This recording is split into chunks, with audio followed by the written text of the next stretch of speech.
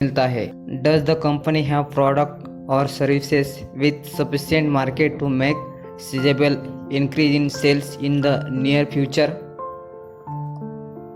तो इसका मतलब ऐसा है, आपको ऐसी कंपनी ढूंढनी है कि जिसके पास ग्रोथ का स्कोप हो, मतलब उस मार्केट में ग्रोथ पोटेंशियल होना चाहिए।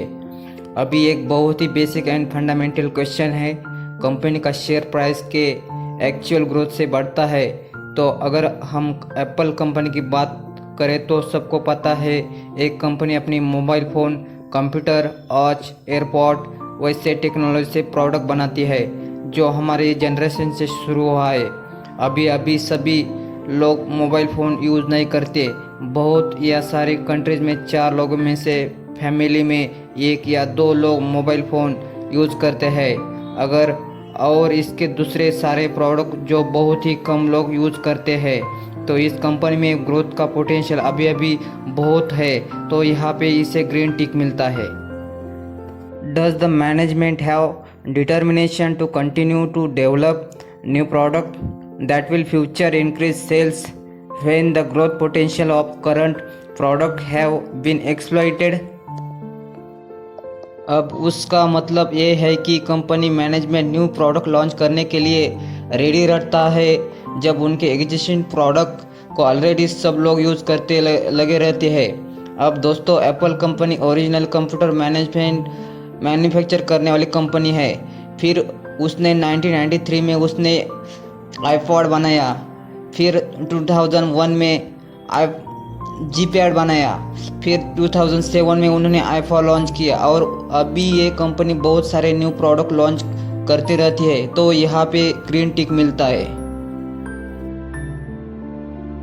How effective are the companies R&D efforts in relation to its sizes.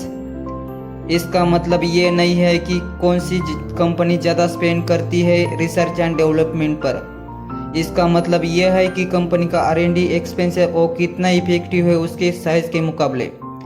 तो अगर आप US की 5 बड़ी कंपनी को देखेंगे तो फेसबुक अपने सेल का 21% स्पेंड करती है R&D पर, गूगल 16%, माइक्रोसॉफ्ट 14%, अमेजन 11% एंड सबसे लास्ट में एप्पल जो सिर्फ 7% R&D कंपनी स्पेंड करती है। अब दोस्तों, R&D पर कम स्पेंड करना अच्छी बात नहीं होती है, क्योंकि टेक्नोलॉजी सेक्टर में कंपनी को अपने को डेवलप करने रहते पड़ते हैं। लेकिन फिर भी अगर आप किसी से भी पूछेंगे कि ये 5 कंपनी में से सब कौन सी कंपनी ज़्यादा न्यू प्रोडक्ट लेकर आती है, तो उसका आंसर एप्पल ही होगा। अगर आप सिंपल सा गूगल फॉर्म रिसर्च करेंगे तो सारे आर्टिकल पर गूगल ही टॉप पर दिखेगी।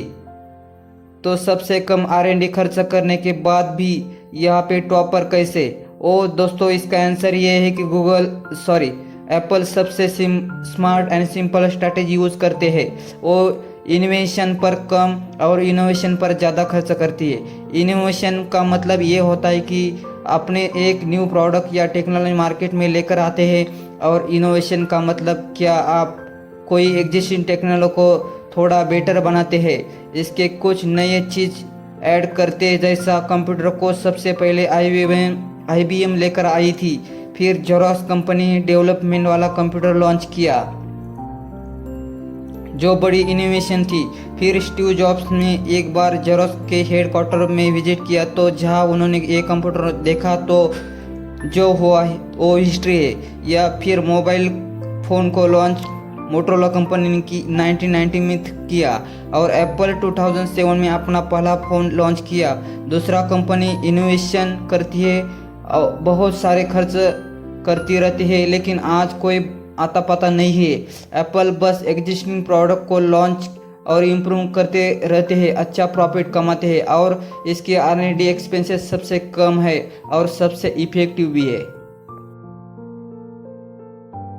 Does the company have an above average sales organisation. मतलब कंपनी का सेल्स डिपार्टमेंट बाकी कंपनियों का सेल्स डिपार्टमेंट से कितना अच्छा है, क्योंकि दोस्तों बिजनेस में सबसे इम्पोर्टेंट सेल्स डिपार्टमेंट होता है। फिर चाहे आप कितने भी अच्छे प्रोडक्ट बना लो, अगर एक अच्छा मार्केट डिपार्टमेंट नहीं होगा तो कंपनी फ्लॉप हो सकती है। एप्पल के ऊपर हमें ज़्यादा डिस्कस करने की ज़रूरत नहीं है, क्योंकि एप्पल की मार्केटिंग स्ट्रेटेजी दुनिया की one of the best marketing strategy मानी जाती है। बिजनेस स्कूल्स में इसकी केस स्टडी सिखाया जाता है और इसके ऊपर आपको यूट्यूब पर हज़ारों वीडियो मिल जाएंगे, क्योंकि इसके एड्स में कोई टीवी स्टार नहीं दिखेंगे जिनको करोड़ों में या मिलियन में पे खर्च किया जाता है। ना कोई फालतू जोक्स, ना कोई क्लिक बेल्ट, फिर भी इनकी मार्केटिंग सक्सेसफुल कैसी होती है? तो ये definitely above average sales organisation मानी जाती है।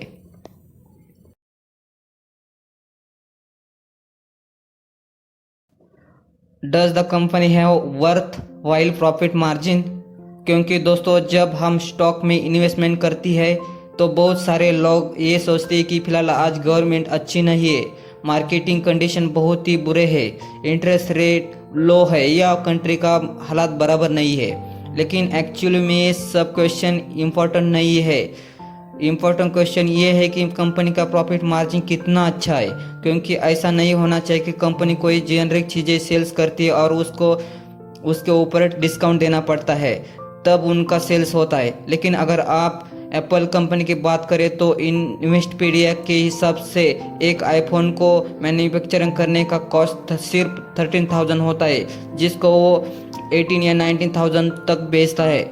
इसलिए इनका सेल्स मार्जिन बहुत ही अच्छा है, क्योंकि इसका अलावा कंपनी सिर्फ रिसर्च एंड डेवलपमेंट पर मार्केटिंग करती रहती है, जिसको हमने पहले ही डिस्कस किया है एप्पल कंपनी कैसे कंट्रोल करती है। तो इस कंपनी का प्रॉफिट मार्जिन आपके मोबाइल से भी चेक कर सकते हैं।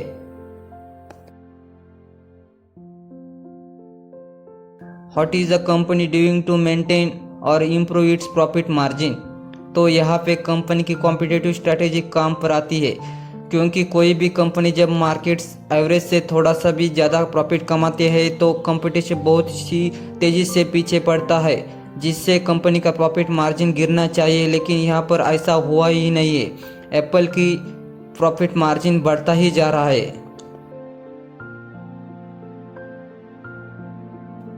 Does the company have outstanding labour and personal relations? मतलब कंपनी अपने एम्प्लॉय को कैसे ट्रीट करते हो? तो आप एप्पल को ग्लासडोर में रिव्यू देखेंगे तो ये 5 स्टार के ऊपर है। दोस्तों, ये एक वेबसाइट है। जब आप एक एम्प्लॉय है तो अगर आप एक जॉब करते हैं तो आप यहाँ पर रेटिंग दे सकते हैं कि यहाँ जहाँ जॉब करते कितना हैप्पी हो। तो